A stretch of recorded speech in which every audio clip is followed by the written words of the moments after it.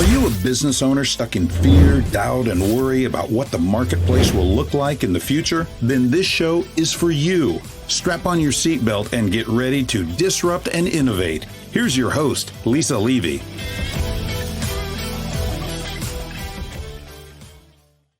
Ladies and gentlemen, hold on to your hats because we have a guest today whose journey is as adventurous as it gets. Joining the show is none other than Greg Mohr, a serial entrepreneur, best-selling author, and franchise aficionado extraordinaire.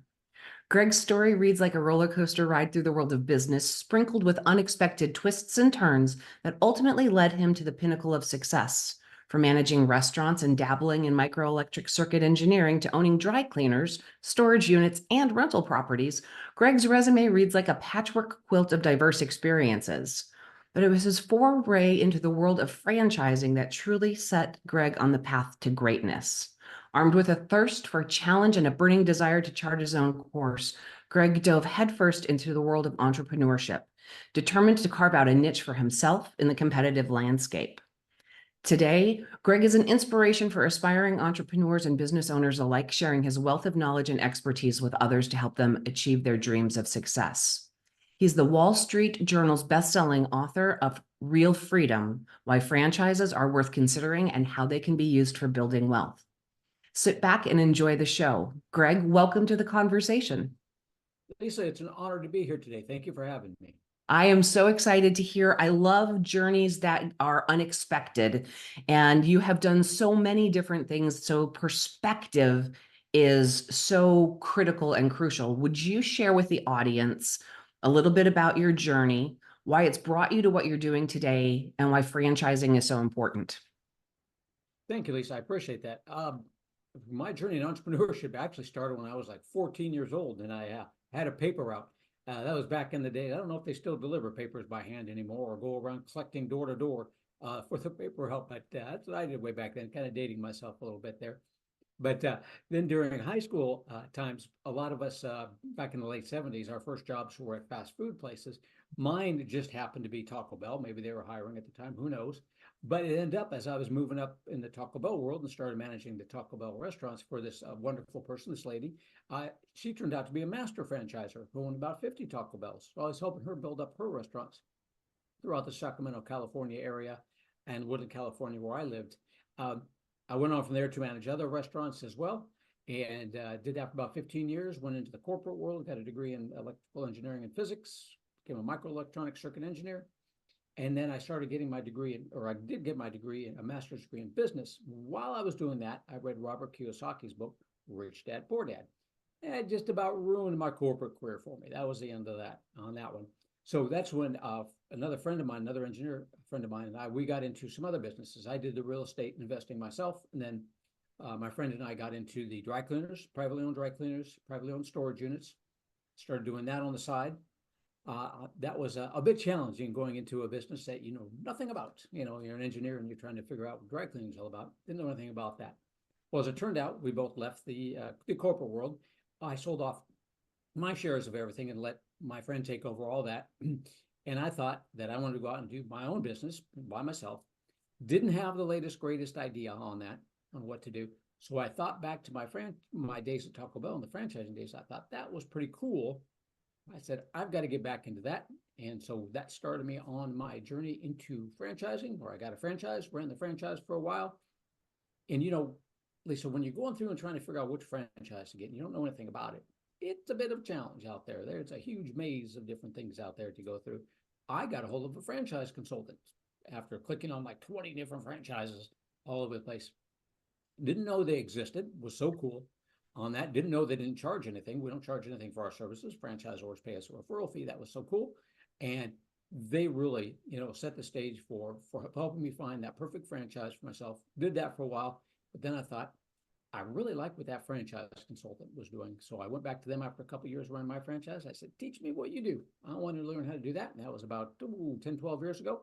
And I haven't looked back since.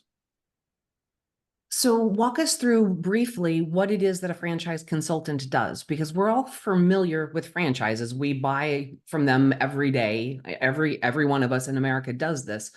But not everybody necessarily understands what a franchise is, and then let alone what a franchise consultant would do for an entrepreneur. So in 4 words or less, Lisa, we and I find your franchise fit. So we find what you're looking for in a franchise. One where the franchisors are looking for people like you, Lisa, with your experience, with your background. So then I just need to know what you're looking for in a franchise. And then once I know what you're looking for in a franchise, and I know franchisors are looking for people like you, I do the matchup. Kind of like Match.com and Realtor.com, all rolled into one. Essentially, that's what we do. There's like 5,000 franchises out there, Lisa. I work with probably 700 of them or so. And that's what it's a real daunting process to go through there. And I make that much more streamlined. And you, right, there are so many franchises out there. Obviously, McDonald's, Taco Bell, right? There are things, right? We know what those franchises are, and fast food is a really easy place to go and do that. Gyms are another one that would be commonly understood. Give us a couple of examples of franchises that we might not realize are franchises. Certainly something that you may hear about. I mean, we see on the news, I see it advertised every once in a while on the news sometimes, is the services industry franchises that you don't know anything about. Like if you were like during the Katrina, when they had the storms in Katrina, you probably haven't heard that the Belfour Group, which is the largest restoration company in the entire world, did probably have to clean up for Katrina. Well, within the Belfour Group, you have 1-800 water damage, which is restoration type franchises out there. So unless you're in need of those types of services, you probably haven't heard of them. The neighborly brands, for instance, that one you might see, and we see it advertised up on our news screen every once in a while, like Mr. Rooter, Mr. Appliance, Molly Maids, Round Guys. They're the neighborly brands is the largest home services franchise company in the whole United States, and they have like 20 different franchises underneath them. So you may not realize that, because yeah, you're right, Lisa. What we see in our mind is what we're driving around and what we see the brick and mortar places, but the services industry, seniors helping seniors, senior helpers, tutor doctor, many different ones that you don't necessarily see and you don't necessarily know that they're out there unless you need them. Absolutely. And the services they hit in every sector. I love, right? You talked about home repair, you talked about home maintenance, elder care, which with our population, right, our baby boomer generation, right, elder care, I have to imagine is becoming huge. And then I think probably on the flip side with our younger generations, I'm seeing franchises for doggy daycare, places, right, take your COVID era puppy and put them in daycare while you go back to the office and move on with your life. So all of those types of things are out there, and what's happening. What types of problems does owning a franchise solve for an entrepreneur? Wondering what to do next, Lisa, is what a lot of them do. With the franchise system, you've got that playbook. You've got that step-by-step playbook. It was really great. When I first got into my Schooley Mitchell telecommunications consulting franchise, I knew nothing about that industry or that business or how to go about doing it. So what Dennis Schooley did was he had, of course, training, which is every franchise has a training. So what they do is that he teaches me exactly who do I contact, who are the best people for his business. He's done it many times before. So he's already got all the errors and mistakes out of the way, like we made with the dry cleaning business. He's already taken care of all that. So he says, these are the people you contact. This is what you say to them. When you go in and you present the data to the business owners where you're helping them with the telecommunications needs, this is what you're going to say to them. This is how they're going to respond. They're going to say no. It's natural. It's normal. It ain't broke. Don't fix it. So you go through how you're going to improve their life. So everything step by step was laid out for me, and that's how a franchise do it. So yeah, you're just never wondering what to do next. You've got a whole team of people that are going to help you grow and build that business, not only that franchisor, but all the other franchisees who in general don't compete with each other. They all help each other build up that brand and just make your business successful. Okay, so I want to dig into that a little bit, because that is, right, a huge win for an entrepreneur. I am an entrepreneur. I have a coaching and consulting practice, and I built my IP, and I did all of these things based on my career over time, and I did it alone. There are services out there that, if I had known better, might have given a different path to do this. but that group of the franchisees working together to build a brand and lift and grow and lift each other up is a huge distinction in the entrepreneurial world because you're not alone. Exactly right, Lisa. And, Yeah. franchising isn't right for everybody to begin with. So at the time when you did it, you may have decided and looked at a franchise and said, that's all great and good, but I'm really at that point in time, I just want to do it myself and give it a try. That's fine. Go for it. Well, every single franchise did that. And they turned it into a franchise at some point in time. So it's good to have the option, though. It's good to take a look at that option and compare and contrast. If I do it myself, yeah, I've got freedom to do anything I want to with it, service any customers, any clients, anywhere I want. With franchises, the reason the franchisees are not competing with each other is because everybody has a protected territory. You may not have wanted that when you first started out on that, but it is good to have that option. It is to do that compare and contrast. Do I want to do it myself? Or am I okay with, following those procedures and processes, paying a little extra money for it to get me to where I want to be a little bit quicker? Give and take, good and bad is about both.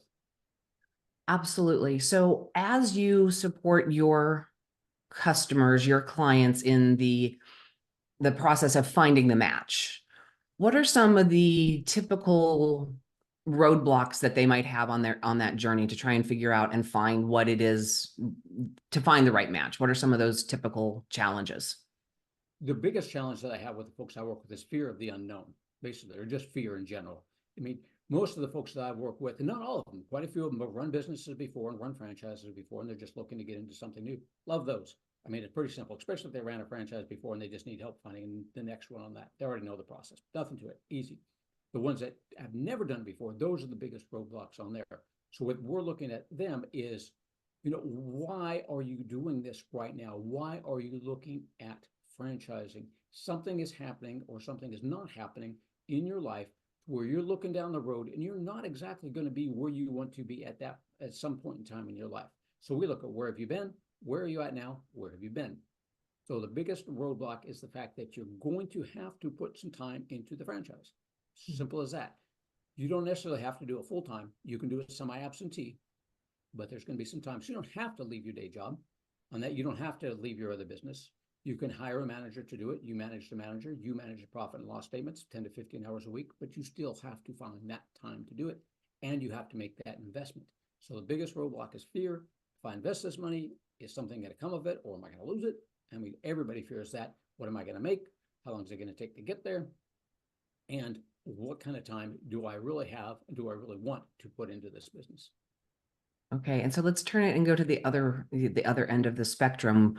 Once you've built your business and the franchise is running well, right? And there's that you've invested the time, you've invested the money, right? This is building residual income. This is building wealth. So talk to the audience a little bit about the upside and the return on the investment of this model. Yes, Lisa. So most franchises are really looking for you to make a great income. Also turn businesses into franchises. And one of the things I tell them if they're going to turn their business into a franchise is that if they want to attract more people into their system, they should be netting at least $100,000 or more. You'll get more people that are interested in it. And most franchises, that's what they're looking for. They're really looking to turn you into a good six-figure income on that. So it's a great way to build wealth. I don't think that you're going to be rich in a year or two, or a millionaire in a rich or two. You're probably not. Okay, it's going to take a little bit of time, just like anything else on that. But it is a good way that once you get it going, now you've got a manager running it. It's a great way to just build up a residual income. Now, my people that have done that and they've built it up over time, they do a couple different things. I've had people come back to me after 3 years, say, I'm all set, ready to go. I built it up to where I want. Let's get this thing sold and let's get me into another one. Great, we can do that. I had another gentleman come to me. It's a senior care. For instance, I put him into a senior care franchise. And yeah, in that one, funny enough, that one requires upfront for you to do it full time. So he'd been running it full time, but now he got to a point in time where it just ran like clockwork. He had a manager doing it. And that's fine. As long as that franchise runs just fine, the franchisors will let you do what you want as long as you do it. And he was like rookie of the year and he's like one of the top people. It ran like clockwork. He said, all right, I got all this time on my hands. Let's go find me another one to do. So those are the people that really want to, do the business, run the business. That's their goal. But then some people will just take a step back from that and now step away from their day jobs if they're doing a semi-absentee, have that business bring in that residual income. Now they can do whatever they want whenever they want. And that was my goal when I got into franchising, is that rather than being stuck in that 9 to 5, or in my case, 7 to 5 job, Monday through Friday, now I've got the time to do whatever I want to do, or whatever I want, whenever I want. So it's a good way to do that. And I also have other people that get their kids involved in that as well. So they come to me and they say, not only do I want to build wealth, but I want to build a legacy as time goes on. So I want the kids I want to show them that there is a way to run a business, to build a business for yourself. So you don't necessarily have to work in that corporate world. You can take over my business if you so choose at that point in time when you become of age, I guess, easiest word to say. Right. And so in what you've just described, audience, if you're paying attention, Greg has just outlined the entrepreneurial journey, right? We want to build something, and that something is to give us some level of freedom, whether that's time, money, right? However it is that we define freedom, and grow from that. It may be more growth and more in different and diversified businesses. It may be, depending on where we are at life, right, that it is time, and then we get to do whatever we want with our time. And then the big swing in all of this, legacy.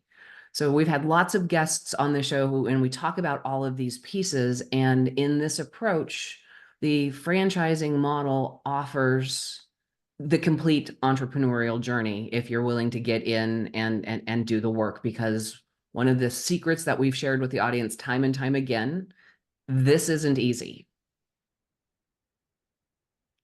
Correct, Lisa. That absolutely correct. It's not easy, but yeah, when I first started, it was a biggest challenge. I did forget to mention one thing. One of the biggest challenges I had when I was first getting into it is the fact that I went to that day job.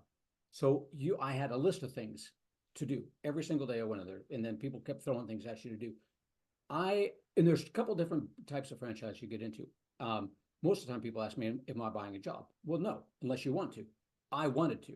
I wanted to work for myself after being a restaurant manager for 15 years, had 50 employees, and an engineer, and training all these engineers work. I just want to do it myself. So I basically bought a job because that's all I wanted to do on that one. But the biggest challenge I had was, now that I'm working from home, is setting a schedule and not having too many distractions on there, or to keep those distractions at a minimum. So I had to sit down and write out a schedule for myself. So I'd say that was one of the other things that people have to overcome once they get into that business. The biggest thing is, putting yourself on a schedule. Now, as I said, Dennis had, everything laid out for me to do, but it was still up to me to do it on there. So big challenge.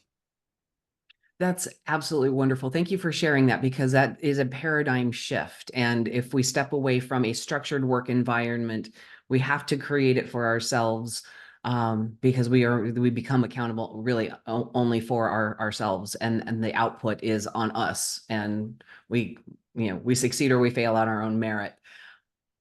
With this, Greg, looking at the future, right? We have people who talk about economic uncertainty. We've been talking about, looming recession for years now, literally.